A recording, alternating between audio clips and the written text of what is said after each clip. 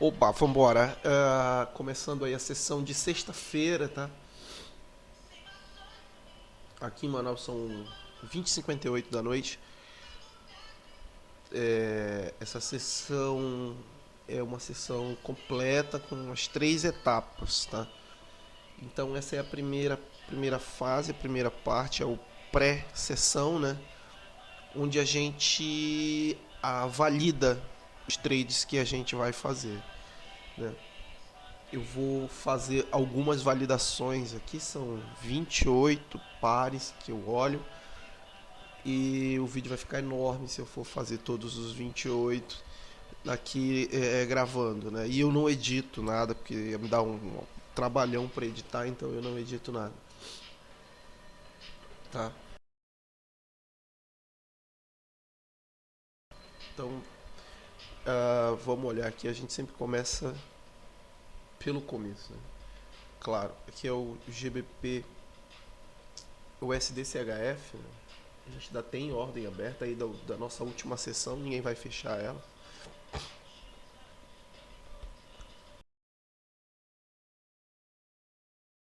Ah, não, ainda, né? Ainda. Tá. Então, o que a gente faz? A gente geralmente faz um batidão top-down. O nosso principal time frame é o time frame de 4 horas, tá? E mas a gente sempre dá uma olhadinha no diário e tal para ver o que está acontecendo. Mostrando esse monte de pontinho vermelho e azul que são as ordens que a gente faz entrando no histórico. Dá uma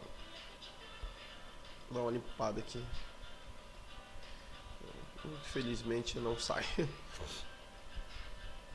O que a gente tem aqui, cara, no diário? A gente tem o preço ah, fazendo uma reversão, né, cara?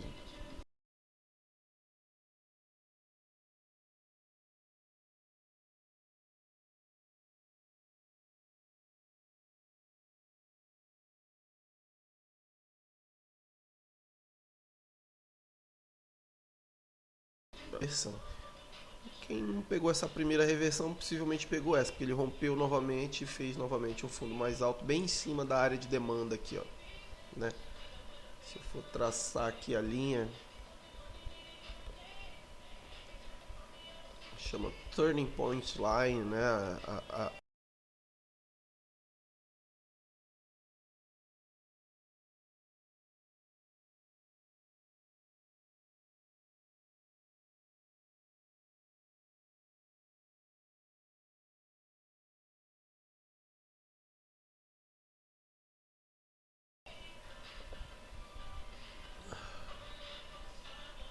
850 pips, né? 8 mil e poucos pontos, né? Vou falar só em pips para padronizar, tá? 850 pips. Aí do nada, né? Há 2 dias vem caindo, né? E é até interessante a gente olhar por que dessa queda aqui, né? A gente sabe que essa subida aqui é devido guerra, né? Devido os problemas que tem acontecido na economia, inflação. Vê que é uma subida fora do comum, né? O mercado não trabalha assim, né? Precisa correção, né? Por isso corrigiu tão rápido, tão forte. Vale até a pena dar uma olhada nos outros time frames maiores, no mensal, por exemplo, porque isso aqui pode ser um topo mensal. Exatamente como eu vinha pensando, olha só, é um topo mensal, né? Então, assim, o preço durante anos, se a gente for colocar aqui, né? Cada vela dessa é um mês, né? A gente tá falando aqui de 80 meses, né? 80 meses dá quantos anos? Se um ano é 12 meses, né? Então aí, tipo, 10 anos, vai, praticamente, né? Daqui até aqui. E o preço fazia muito tempo que não chegava lá. E ele chegou, né? Se a gente colocar aqui a nossa reguinha aqui, ó, nesse último topo aqui, ele não chegou a alcançar o topo, mas ele alcançou a área de oferta e demanda desse topo. Onde ele fez um pavio ali e devolveu tudinho, né? Tem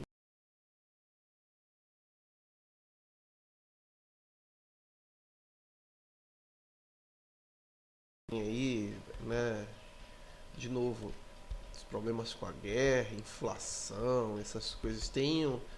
Porque assim, a gente vê o preço subindo, a gente tem uma errada impressão. Não é, porque aqui não é o mercado de ações, aqui é Forex. E Forex ele é ligeiramente diferente no que tange esse negócio do que é bom e o que é ruim aqui. O preço está subindo desse jeito, é ruim. É ruim para quem? É ruim para o dólar desvalorizando. A moeda que está se desvalorizando no caso ali é o franco suíço, né? O franco suíço está se desvalorizando em relação ao dólar, ou seja, o preço do dólar está subindo em relação ao franco suíço, né? Se a gente fosse colocar o gráfico do dólar versus o real, ou seja, o USD-BRL seria, né? Ele também estaria numa curva para cima, assim. Aí, poxa, tá bom, né? Porque tá subindo, tá? É bom pro dólar, né? Porque a cotação do dólar tá subindo e o real desvalorizando, o real caindo, né? Então, a gente já percebeu que o preço não quer esse nível aqui, né?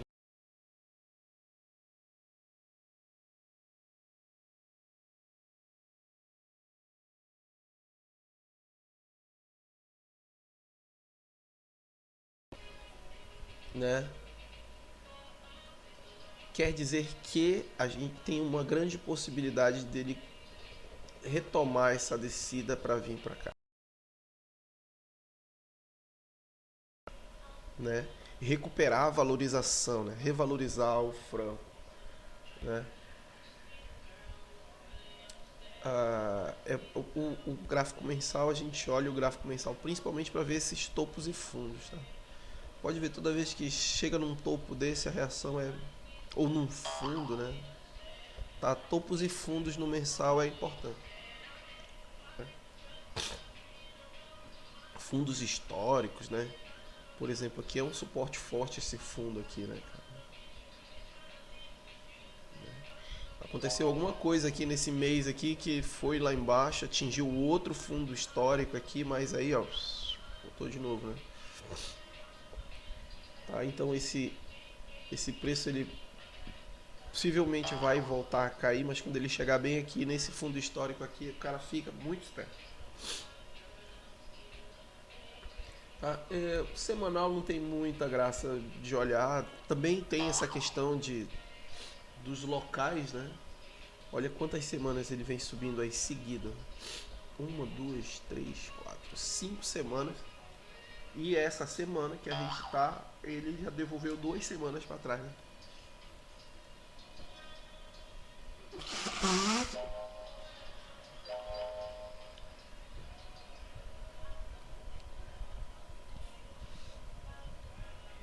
Será que ainda tem espaço para descer?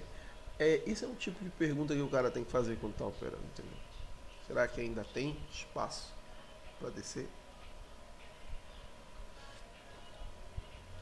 Ou será que ele vai usar essa área aqui, ó? Se bem que é difícil ter alguma ordem dessa ainda aberta, né, cara? Já faz tanto tempo, com certeza não tem mais essas ordens aqui. Era uma área bem forte aqui, né? Com bastante consolidação. Mas não tem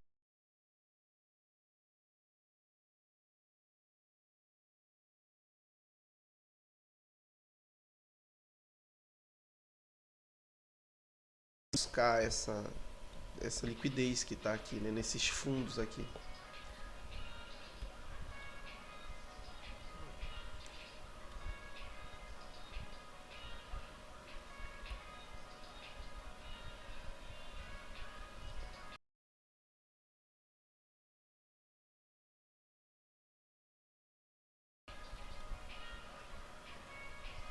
O que a gente pode fazer numa ocasião dessa, aqui, num momento desse? Olha só, ele está aqui. É uma consolidação, é uma redistribuição. Aqui era uma redistribuição, né? Ele pode fazer outra redistribuição.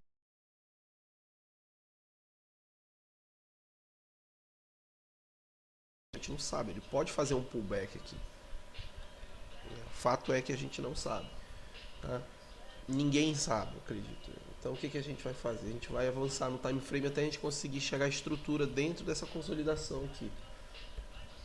Normalmente é lá pelos 15 minutos, mais ou menos, onde a gente consegue enxergar alguma coisa.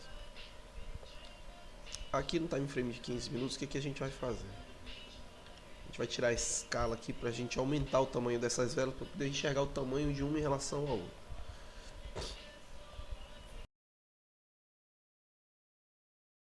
Isso aí. Aí, garoto. Agora sim, agora dá pra ver o que tem aqui dentro.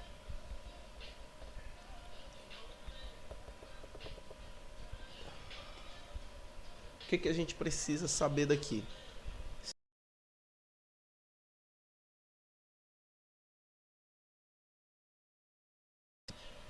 Entendeu?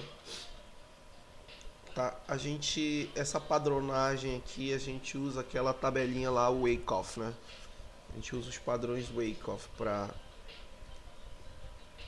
saber o que tá acontecendo, né? Saber pra onde vai.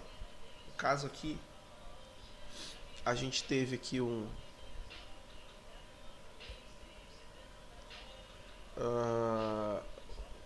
uma, um clímax de venda, seria esse aqui, SC, esse aqui.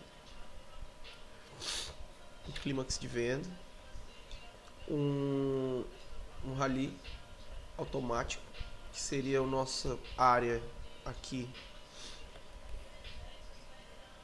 de resistência do preço, né? Agora, a gente poderia esticar mais esse canal Wyckoff e trabalhar daqui, né? Como se aqui fosse o clímax, mas não é o clímax aqui. A gente poderia usar esse aqui como clímax, né? Que é o ponto mais fundo.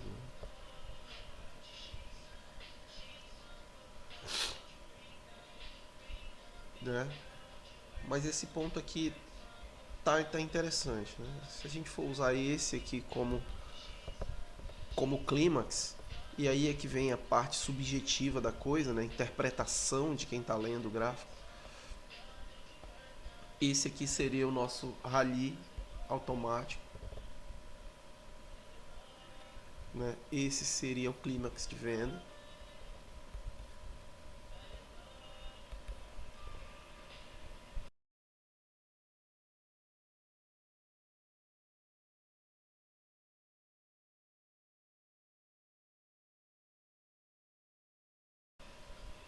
E qual é a manipulação? Depois de um clímax de venda, de um rally automático, a gente quer ver os testes. Ele precisa testar embaixo e a gente tem duas estruturas que a gente precisa enxergar aqui. Uma se chama UTAD.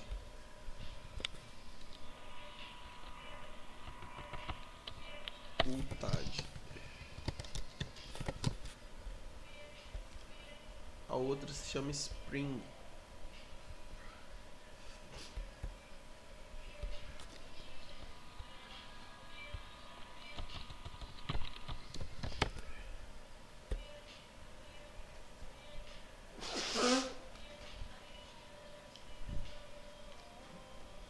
O que acontece?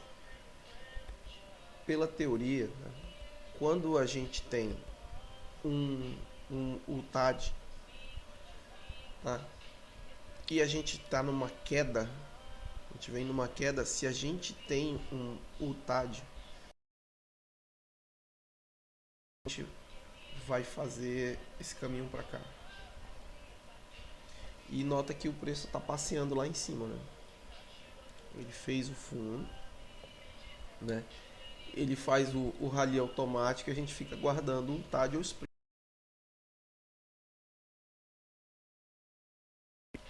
né? É normalmente porque ele vai para outro lado. Por que é esse movimento, esse UTAD, esse spring? Isso é o seguinte, tem como ele está consolidando aqui, né?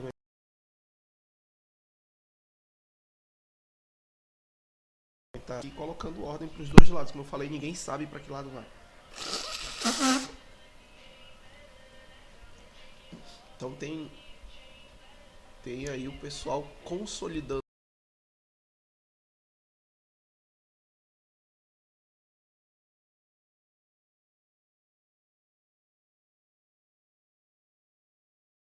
ordens aqui, vai comer esse pessoal aí. Qual é a nossa missão? Entrar só depois que o tubarão se alimentar das sardinhas. Entendeu? Então a gente vai esperar o quê? O que o market maker faz? Ele pega, ele vai comer as ordens de um lado, pro lado que ele não vai, primeiro, para depois ele ir pro lado que ele vai. Então o que ele vai fazer? Por exemplo, se ele for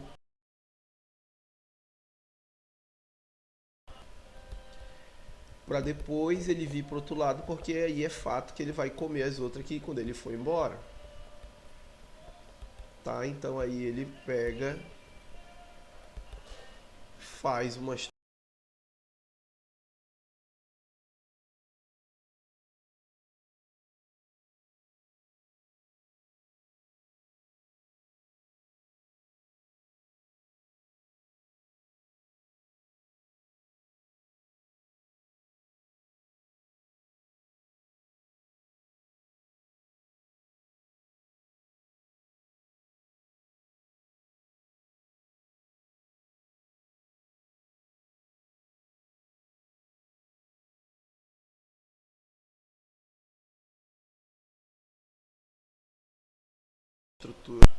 Se ele for pro outro lado, ele vai andar por lá, ele vem pra cá, ele não vai romper aqui, que ele não quer assustar essa galera. Né?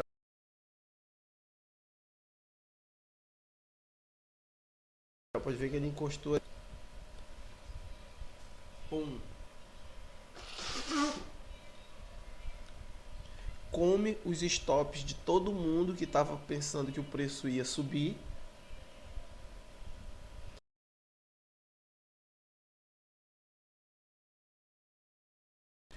Aí lá e começa a meter mais ordem aqui. Aí ele pega e bum, come todo mundo. Ele comeu o cara que ia pro lado certo, ele comeu o cara que ia pro lado errado e agora ele vai para onde ele tem que ir. Então é assim que os bancos trabalham. Tá? É isso que eles fazem.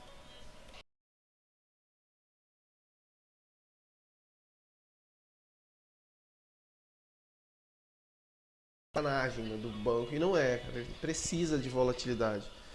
Aliás, ele precisa dessa liquidez. Se ele não tiver liquidez, o preço sobe em desbalanço, né? Consegue vender, ele tem prejuízo. Se ele não buscar essa, ele tem que fazer o quê? Ele tem que fazer o preço subir sem sair daqui, antes dele ir para onde ele tem que ir, né? Buscar mais liquidez. Então, se a gente sair daqui e vier aqui pro time frame aqui de 1 hora, por exemplo, onde é que está a liquidez aqui, né?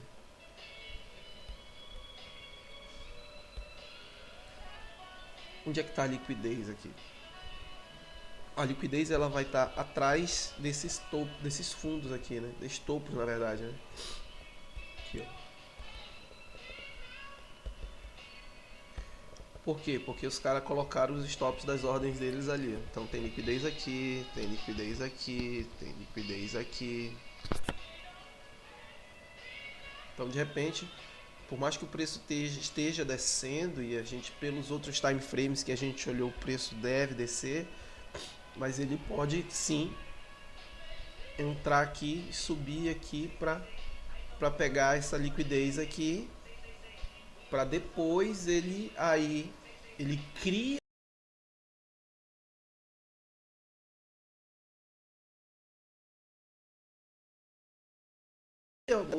uma outra zona de liquidez atrás dele aqui, por onde ele vai passando, as pessoas vão colocando ordens e vai fricando aquele rastro. Aí é quando ele pega e finalmente segue para onde sim ele vem buscar essa zona para cá para baixo, que é para onde a gente acha que ele deve ir. E esse movimento a gente conhece, ele tem nome, isso se chama pullback, né? Tá, então ele faria um pullback aqui para depois seguir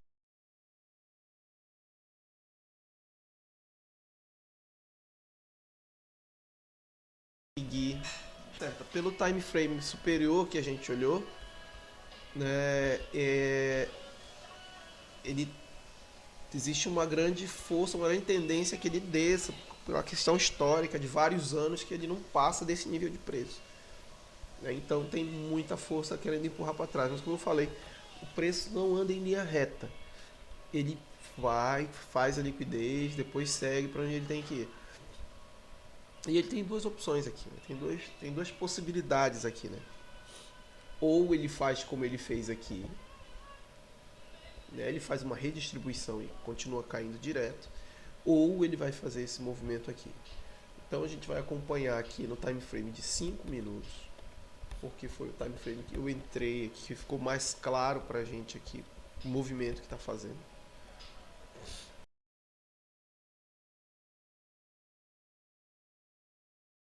Né? E colocar aqui ok, né? A gente já sabe aí a malandragem, né? Do preço, então vamos só marcar os nossos suportes. A gente usar desse ponto aqui, como vamos usar esse aqui que é mais alto um pouco, eu acho que ele é mais seguro, né? Até por causa do time frame que a gente está usando.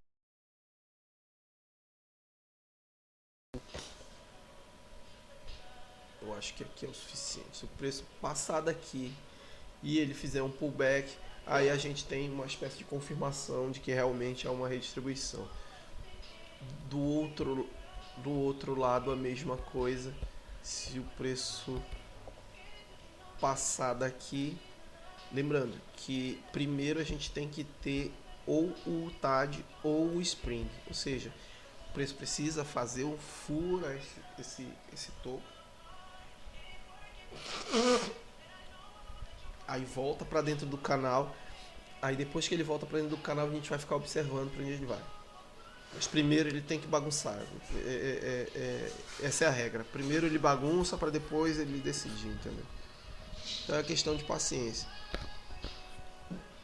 O que a gente faz? A gente vai fazer o seguinte: a gente pega aqui, bota a nossa reguinha aqui, posiciona em cima da linha aqui, clica com o botão direito e vem aqui em negociação e vai aqui, ó, alerta. Bom, coloquei um alerta aqui. De novo eu pego a reguinha, vou nessa parte aqui de baixo, clico com o botão direito de novo, alerta novamente, né? São 9 horas e 20 minutos, né? A gente está aí com meia hora de analisando um par só, né?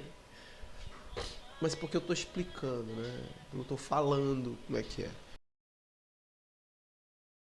Rápido, porque você já sabe o que é, já sabe o que buscar, você já vai colocando os alertas, né? E funciona mais rápido. Mas como eu estou explicando, estou falando o que é,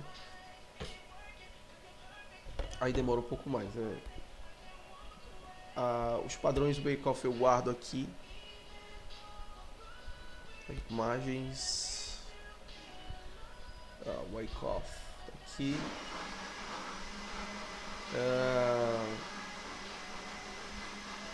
Então a gente teria aqui uma reacumulação.